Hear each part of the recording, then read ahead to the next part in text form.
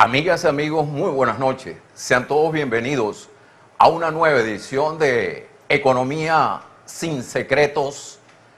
Hace aproximadamente 2 meses, el gobierno de Nicolás Maduro impuso en el Zulia un sistema biométrico de captahuellas en tiendas y supermercados, con la promesa de acabar con la escasez y el contrabando en la región zuliana. Sin embargo, el objetivo de frenar la escasez no se ha logrado, al contrario, se ha profundizado, ya que de cada 10 artículos de primera necesidad, 7 faltaron en los anaqueles, lo que significa que cuesta mucho conseguir lo que se necesita. Este será nuestro tema de hoy y lo estaremos analizando con el doctor Gilberto Gudiño, abogado, empresario y presidente de la UCES, a quien le damos la más cordial bienvenida. Amigo, muchísimas gracias por atender nuestra invitación. Gilberto, las políticas públicas se miden por sus resultados. ¿Ha logrado el captahuella acabar con la escasez y el contrabando en el estado Zulia? Bueno, muy buenas noches. Muchas gracias por la invitación y saludos a todos los televidentes.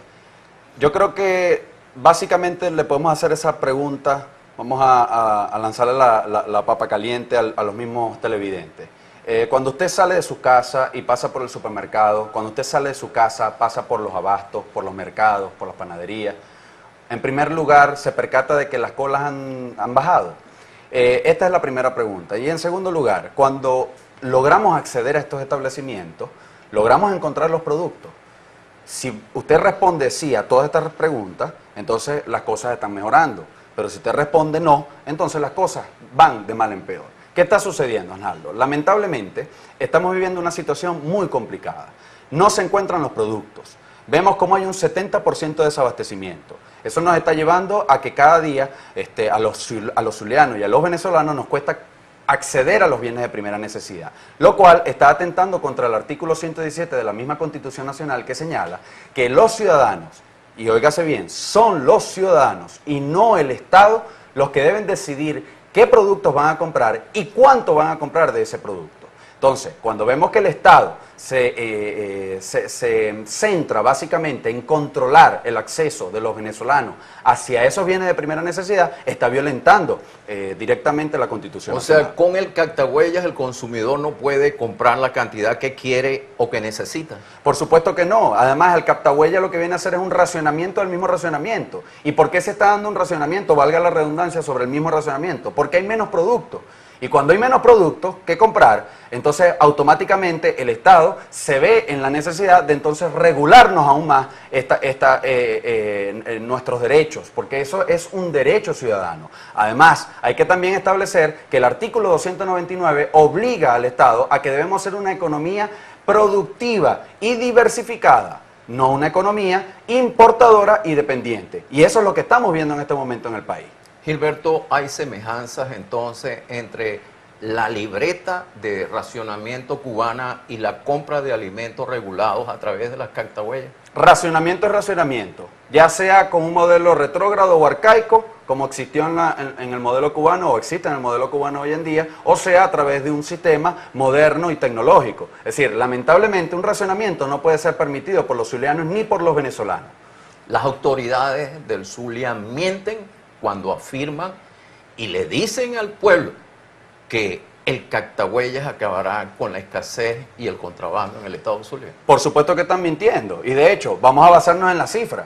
El mismo data análisis nos está indicando que el 70% de los bienes de primera necesidad en el país no se encuentran. Es decir, en pocas palabras, 7 de cada 10 productos, como muy bien tú iniciabas, no se están encontrando en los anaqueles. Entonces, la respuesta está ahí. El problema no es a través de un control, el problema es de producción. Y si la producción cada día está siendo más atacada, el aparato productor venezolano cada día ha sido más minimizado y hay un lenguaje hostil en contra de él, entonces estamos viendo las consecuencias de que no se encuentran los productos en los anaqueles. Es paradójico entonces que el gobierno, en lugar de estimular la producción, limita el consumo de los venezolanos. Por supuesto que lo limita. Y no solamente eso, sino que el mismo artículo 305 de la Constitución señala que el Estado debe garantizar que los ciudadanos podamos tener un acceso digno, natural, espontáneo hacia los bienes de primera necesidad. No solamente a los bienes de primera necesidad, sino cualquier tipo de bien. Y no lo estamos viendo. Lo que estamos viendo es que cada día más se cercena más el derecho de los ciudadanos, y nosotros desde la UCE no podemos permitir ni avalar que se cercenen los derechos de todos los venezolanos al limitarlos a acceder a esos productos. Explícale a los televidentes qué es lo que genera la escasez y el contrabando en Venezuela. Mira, principalmente la escasez la está generando el hecho de que tenemos un Estado que se ha concentrado en los últimos tiempos en atacar a través de un lenguaje hostil, confrontador, a través de expropiaciones, a través de confiscaciones, al sector productor venezolano. Cuando tenemos un sector primario y un sector secundario totalmente minimizado, cuando vemos que al señor que produce café le vienen y le traen café de Nicaragua, por ejemplo, entonces automáticamente se genera una desconfianza en el entorno. Si tú tienes producción de café interna, que de hecho en algún momento, siglo XIX, llegamos a ser el principal productor de café a nivel mundial, entonces nosotros no podemos pretender ahora que le vamos a traer café de otros lados a nuestros propios productores venezolanos, porque le estamos llevando el pan a productores extranjeros y le estamos dando pobreza y hambruna al productor. Gilberto, tengo que hacer una pausa. Al retorno nos vas a explicar la verdadera guerra económica que hay en Venezuela. Tengo que cumplir con nuestra primera pausa comercial. Al retorno seguiremos conversando con el doctor Gilberto Gudiño, abogado, empresario y presidente de la UCES.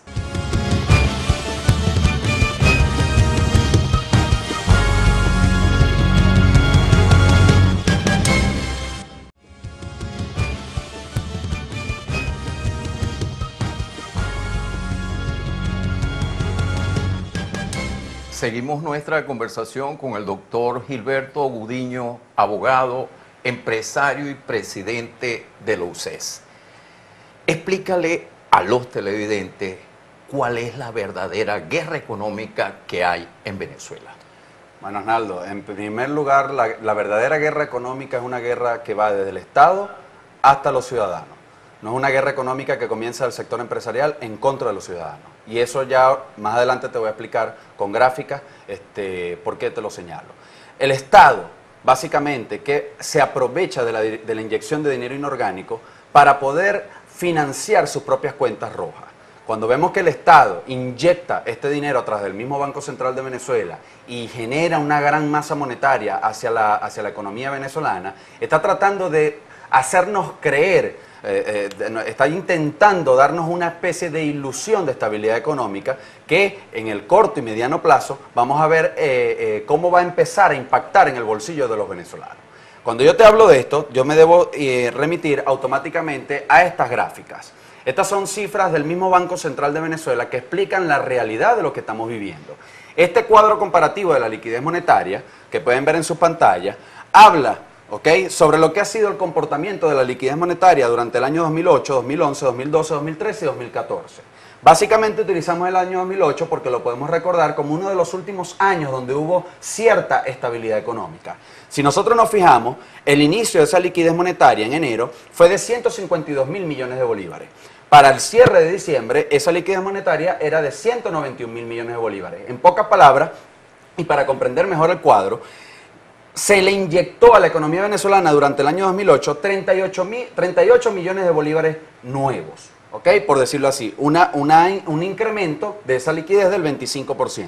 Pero cuando lo analizan junto con los siguientes años, lo que fueron 2011, 2012, 2013 y 2014, y nos basamos básicamente en el año 2013, que es cuando comienza ya toda esta debacle, nos percatamos de que de una liquidez monetaria, como pueden ver, del año 2008 de 191.000 millones de bolívares, pasamos a una liquidez monetaria de 1.209 billones de bolívares al cierre del año 2013. Es decir, en el año 2013, como pueden ver en la gráfica, se le inyectó a la economía 499.000 millones de bolívares nuevos, que representó un incremento de la liquidez solamente en el año 2013 del 70%. En pocas palabras, apareció más dinero en el mercado cuando tienes escasez de producto. Entonces, ¿qué estamos viendo durante el año 2014? que se va a reflejar en el año 2015 y en el año 2016. En pocas palabras, no hemos vivido lo peor. En el año 2014 vemos cómo la liquidez monetaria empezó o inició en 1.220 billones de bolívares. Al día de hoy, esa liquidez está en 1.541 billones de bolívares. Es decir, que ya se le ha inyectado a la economía más de 300.000 millones de bolívares nuevos. Esta explicación es la causa de la inflación en Venezuela. Por supuesto, porque cuando tú tienes más dinero caminando por la economía nacional y tienes menos producto, ese dinero automáticamente lo que genera es inflación. Ahora bien, si nosotros analizamos esta segunda gráfica, que es la de las reservas internacionales, ¿ok? Vamos a ver el cuadro comparativo de lo que fue los mismos años que analizamos de la liquidez monetaria, ahora con las reservas internacionales. Durante el año 2008 se cerraron esas reservas en diciembre en 42.299 millones de dólares. Es decir, en pocas palabras, había reservas internacionales, habían dólares suficientes para sustentar esa inyección de dinero que hubo en el año 2008. Pero esto se trastornó de una manera muy grave a partir del año 2011 y vemos en el año 2013 cómo esas reservas caen a 21.481 millones de dólares. En pocas palabras, más de un 50% de las reservas internacionales se desplomaron en ese momento y es lo que estamos viendo como consecuencia de cómo el dólar va creciendo a pasos agigantados. Vemos cómo automáticamente la inflación se va en un aumento progresivo que parece indetenible. El exceso de liquidez monetaria no tiene respaldo en el Banco Central. No, no lo tiene, Arnaldo, porque básicamente cuando tú tienes las reservas internacionales ya casi rozando en algunos momentos la cifra de los 19.000 millones de dólares, te percatas de que solamente tienes respaldo en oro. Y el oro no es dinero que tú puedes utilizar para importaciones, sino que es un respaldo, es un bien, claro que lo es, pero lamentablemente no lo puedes utilizar de manera inmediata. Entonces, mientras nosotros vayamos en detrimento de estas reservas internacionales, teniendo 300.000 millones de barriles de petróleo abajo, entonces la gran pregunta es, ¿por qué hemos caído de manera tan significativa en nuestras reservas? Me hablaste del dólar paralelo. El dólar paralelo anda por las nubes, se montó en 100 bolívares. Correcto. ¿Cómo impacta eso al sector comercio y a los consumidores? Mira, lo impacta significativamente. Eso es otro análisis que tenemos nosotros desde la UCES. Cuando nosotros vamos a analizar lo que fueron los últimos 12 años de lo que fue Cadivi, de la extinta Cadivi, te debo decir con cifras del mismo Cadivi, del mismo organismo, solamente en 12 años pudieron acceder a dólar subsidiado 10.374 empresas. ¿Ok? Una economía, un aparato económico que tiene, a pesar de lo limitado que es, 325.000 empresas. En pocas palabras, ni siquiera el 4% de las empresas de todo el aparato económico venezolano, ni siquiera el 4% pudo acceder a ese dólar subsidiado. Entonces, ¿cómo pretendemos nosotros que el restante 96% de la economía se acople a un dólar subsidiado? Por Dios, hay que comprender de que el 96% restante, lamentablemente, lo rige este otro sistema paralelo que vemos cómo va avanzando a pasos agigantados como consecuencia de la inyección de dinero inorgánico y de la caída de las reservas internacionales. Si sigue en ascenso el dólar paralelo, ¿llegaremos a una hiperinflación en Venezuela? Por supuesto, de hecho, nosotros vemos con mucho peligro, y lo decimos porque estamos basados en las mismas cifras del Banco Central de Venezuela, de que si esta situación sigue, si esta situación continúa, estaríamos viendo cómo a final del año 2014 pudiésemos estar rebasando la cifra de los 2.000 billones en liquidez monetaria, cuando tenemos unas reservas totalmente caídas. Y si esto continúa en el 2015, yo no toco tema político, pero debo indicarlo, el año 2015 es un año electoral, es decir, que la inyección de dinero inorgánico probablemente pueda ser superior. Entonces, si estamos hablando de que 2.000 billones de bolívares va a cerrar como proyección de la misma Cámara en el año 2014, entonces, ¿cuánto dinero se le va a inyectar a la economía durante el año 2015? Nuevamente tengo que hacer una pausa. Al retorno le vas a explicar a los televidentes cuántas empresas han desaparecido en Venezuela en los últimos 15 años. Tengo que cumplir con nuestra segunda pausa comercial. Al retorno seguiremos conversando con el doctor Gilberto Gudiño, abogado, empresario y presidente de la UCES.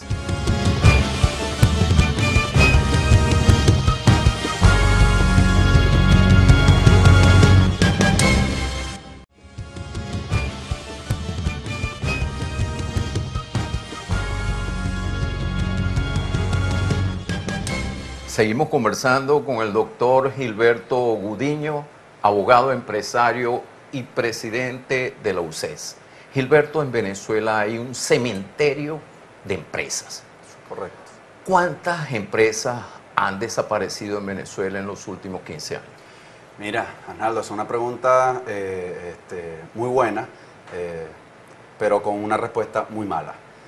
Lamentablemente en Venezuela desde el año 98 se han desaparecido aproximadamente unas 450.000 empresas. Y te lo digo con toda propiedad. ¿Por qué? En el año 1998 existían en el país 792.000 empresas según el mismo Instituto Nacional de Estadística. ¿Ok? Para el año 2014, para el mes de febrero, y voy a presentarte esta lámina para que podamos irlo constatando, en Venezuela, según el mismo Instituto Nacional de Estadística, quedaban 302.000 empresas. ¿Ok? Fíjate lo siguiente, cuando tú vas a analizar este cuadro, este gráfico, hay un análisis que se puede desprender de lo que ha sido el comportamiento de las empresas a nivel de América Latina y además ahí dejamos colar un poco lo que ha sido el comportamiento de las empresas en España, con todo y recesión. ¿Qué promedio de habitantes por empresa tiene Venezuela y cómo estamos en comparación con otros países de América Latina? Muy buena pregunta, Arnaldo. Fíjate, si nosotros nos vamos a este cuadro comparativo, vas a percatarte de que Chile aparece en primer lugar. Chile, una de las mejores economías que existen ahorita en América Latina, tiene aproximadamente unos 16 millones y medio de habitantes, ¿ok? En Chile existen 988.000 empresas, es decir, que existe una empresa por cada 17 habitantes. La gran pregunta que te hago, ¿en Chile existe una inflación como la que existe en Venezuela? ¿En Chile existe escasez como la que existe en Venezuela? Siguiente análisis. Perú, que tiene más de 30 millones de habitantes, un país muy similar al venezolano en población. Tiene 940.000 empresas, es decir, tiene una empresa por cada 32 habitantes. En el caso de Ecuador, que además se acerca muy ideológicamente al estilo de gobierno venezolano, tiene aproximadamente unos 16 millones de habitantes y tiene 704.000 empresas, es decir, una empresa por cada 23 habitantes. Y para analizarlo ya con el caso venezolano, nosotros tenemos 30 millones de habitantes y apenas 302.000 empresas, como lo establece el Instituto Nacional de Estadística para el mes de febrero del año 2014. Es decir, una empresa por cada 105 habitantes.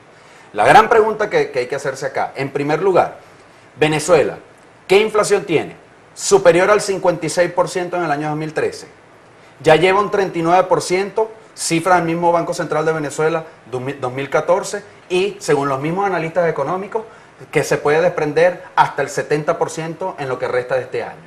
Además de ello, una producción venezolana que va en detrimento. Cada día cae más la capacidad de colocar los productos en los anaqueles. En pocas palabras, vemos cómo estos países como Chile, Perú, Ecuador, Colombia, España, la misma España, logran abastecer sus mercados generando fuentes de empleo. Y la mejor forma de generar fuentes de empleo, según la misma ONU, es a través de la empresa privada. La empresa privada para la ONU es la bisagra fundamental para abrir las puertas del subdesarrollo al desarrollo. ¿Qué estamos haciendo en Venezuela?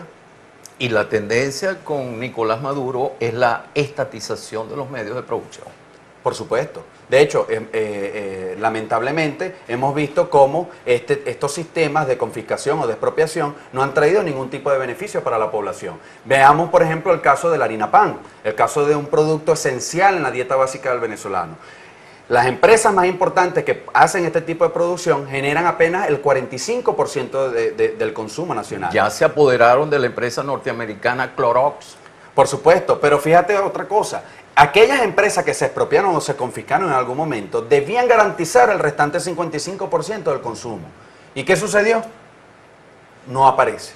Entonces le deja a la empresa privada, a la única que ha logrado sobrevivir, la obligación de tratar de abastecer ese restante mercado. Pero si no hay confianza para inversión, ¿cómo pretendes entonces que pueda aumentar su capacidad productiva? Porque tienes un lenguaje hostil, un lenguaje confrontador en contra de ese sector que al final de cuentas te está sacando las patas del barro. Gilberto, el nombramiento el pasado martes 2 de septiembre de Elías Agua fue para consolidar el Estado comunal.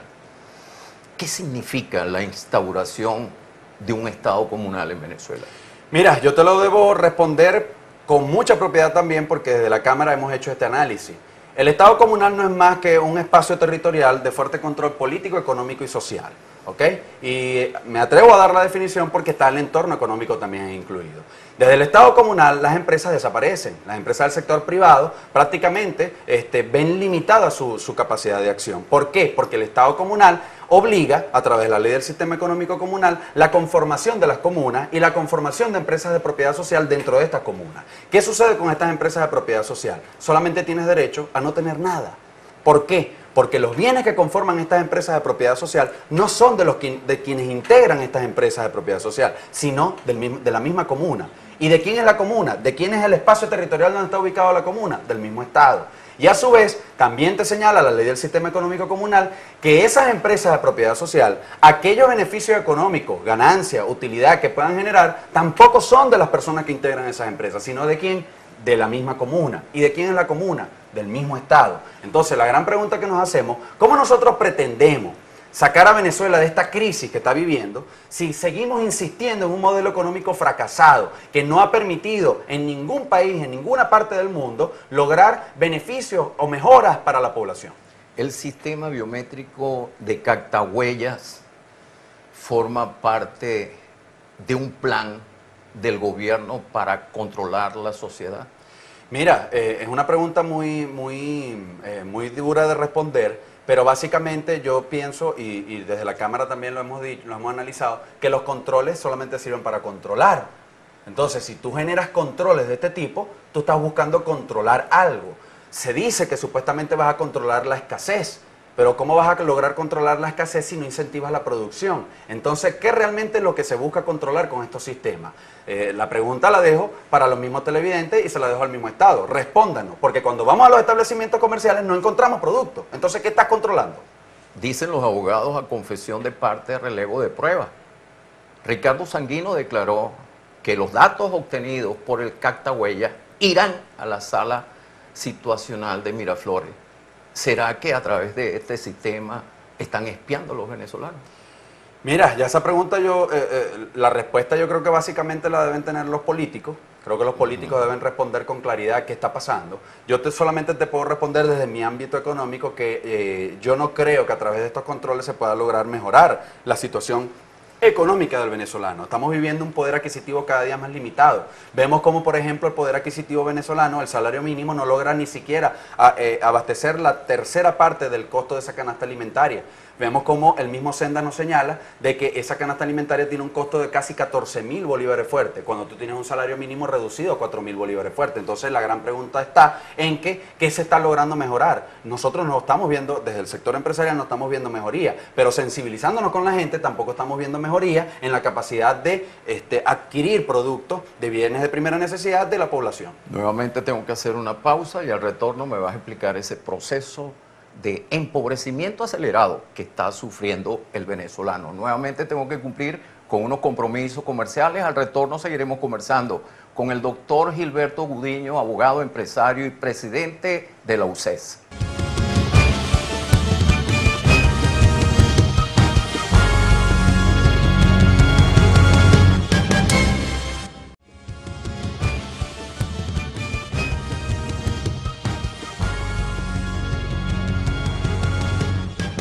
Seguimos conversando con el doctor Gilberto Gudiño, abogado, empresario y presidente de la UCES.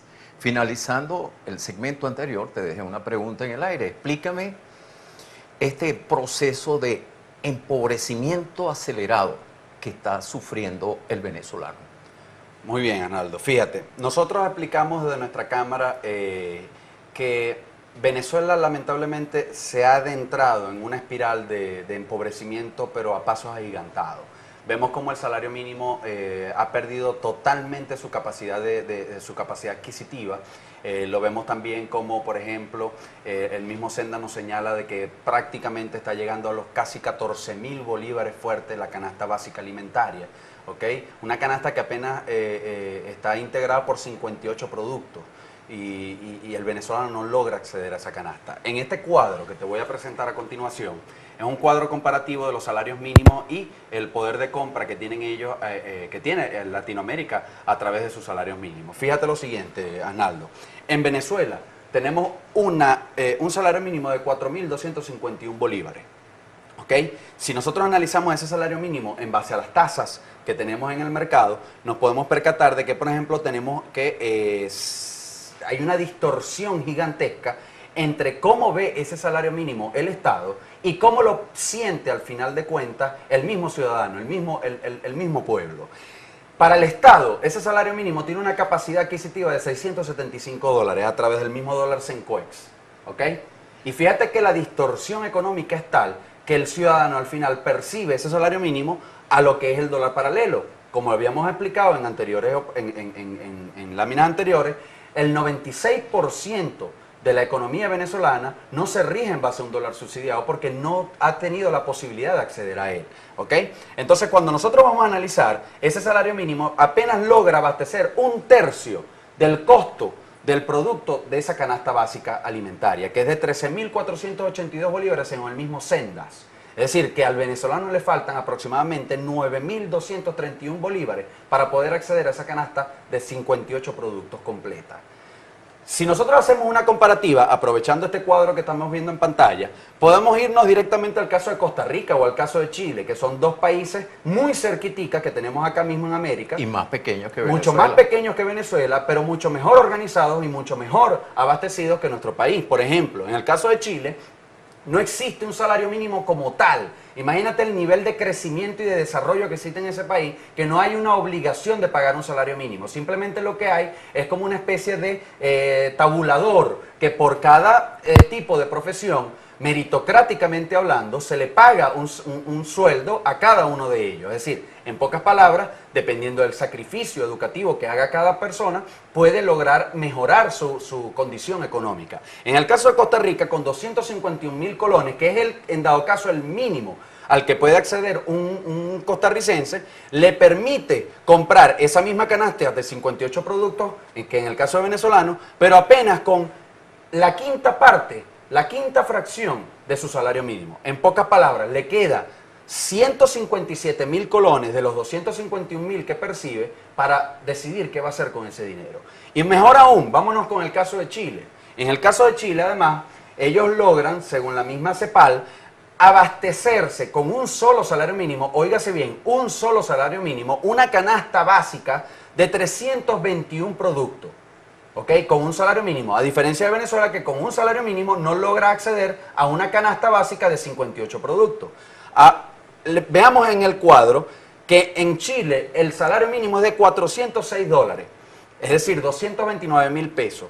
Y el costo de esa canasta básica que incluye alimento, vestido, calzado, entretenimiento, disfrute, etcétera, etcétera, tiene un costo de 166.000 pesos chilenos. En pocas palabras, con un salario mínimo tú logras acceder a una canasta que es 8 veces más poderosa que la canasta básica de Venezuela. Entonces, esto nos lleva a una reflexión, señores. Lamentablemente, nuestro poder adquisitivo ha sido llevado a menos y lamentablemente vemos cómo a través de la inyección de dinero inorgánico nos han empobrecido los bolsillos a todos los venezolanos, sin excepción. A todos. Llámese empresarios, llámese profesionales, llámese obreros. Cualquier nivel económico en el que usted se encuentre, nos han empobrecido los bolsillos.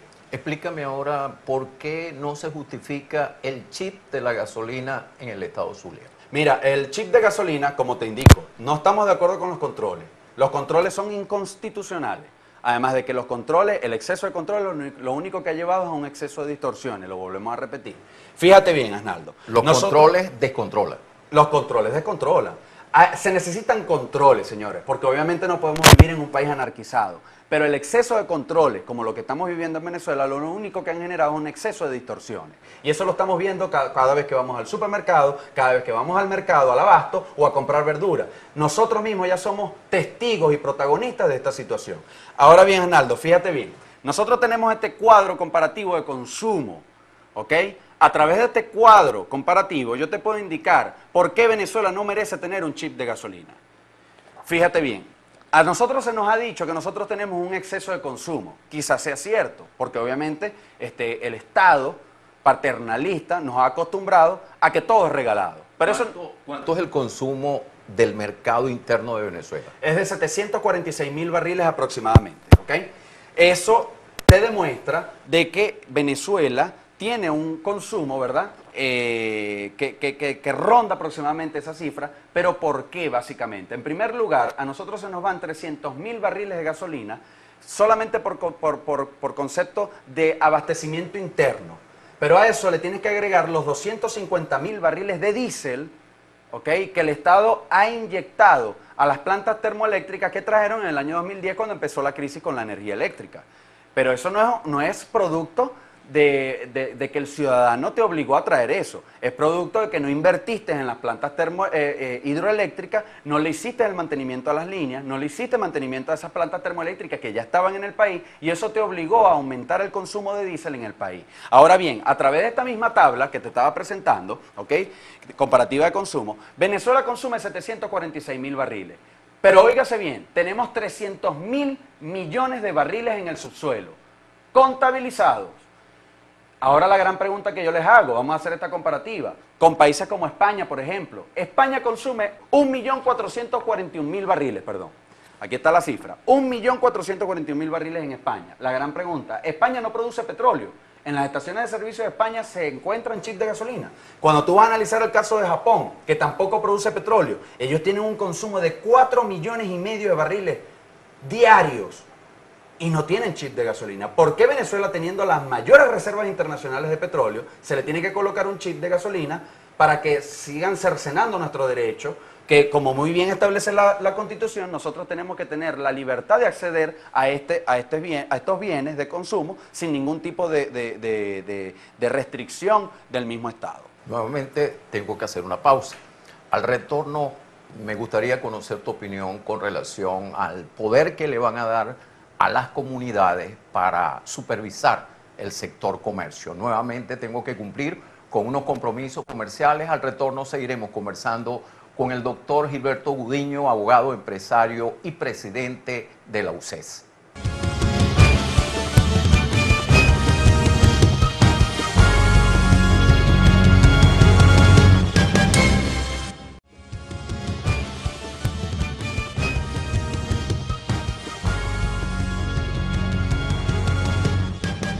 Seguimos conversando con el doctor Gilberto Gudiño, abogado, empresario y presidente de la UCES. ¿Qué opinas del poder que le van a dar a las comunidades para supervisar al sector comercio?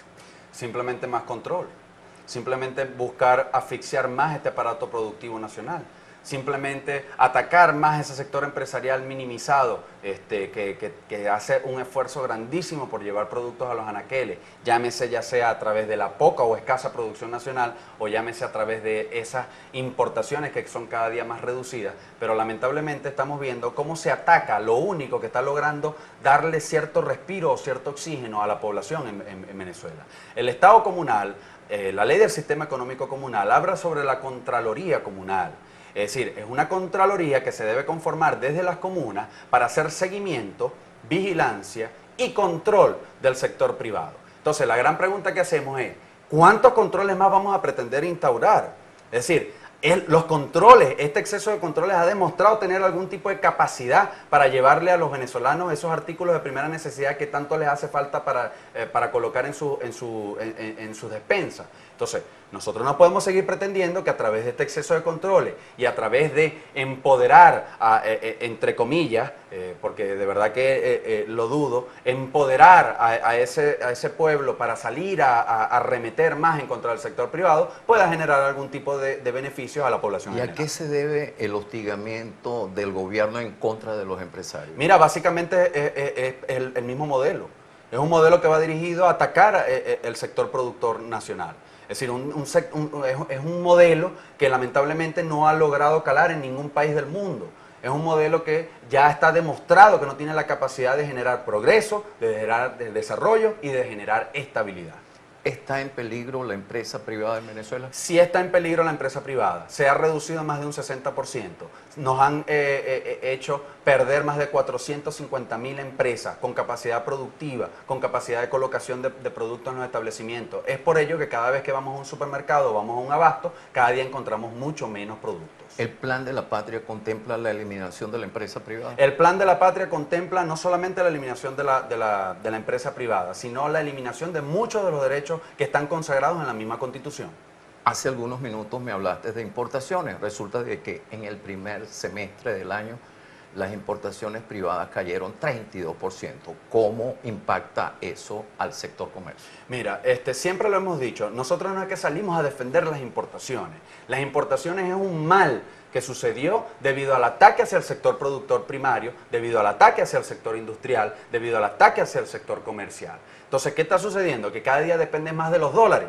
Y cuando estos dólares escasean, empiezas a ver entonces más complejo este estado de necesidad en el que nos encontramos en este momento. ¿Los comerciantes en Venezuela no tienen acceso a las divisas? No, de hecho, básicamente en la parte del sector comercio, yo les hablaba que solamente ni siquiera el 4% en todos los sectores, primario, secundario y terciario, lograban acceder a este sistema de divisa subsidiada. Pero en el sector de comercio, hablando específicamente de este sector, ni siquiera el 8% logra acceder al dólar subsidiado. Es decir, que estamos hablando de que en el sector comercio, que es el último eslabón para poderle colocar productos a usted, que nos está escuchando en este momento, apenas entre el 8 y el 10% logra acceder a ese dólar subsidiado. Por eso es que usted cuando va a los anaqueles, por eso es que usted cuando va a buscar un repuesto, no encuentra ese repuesto a precio de dólar subsidiado, sino que lo encuentra a otro precio.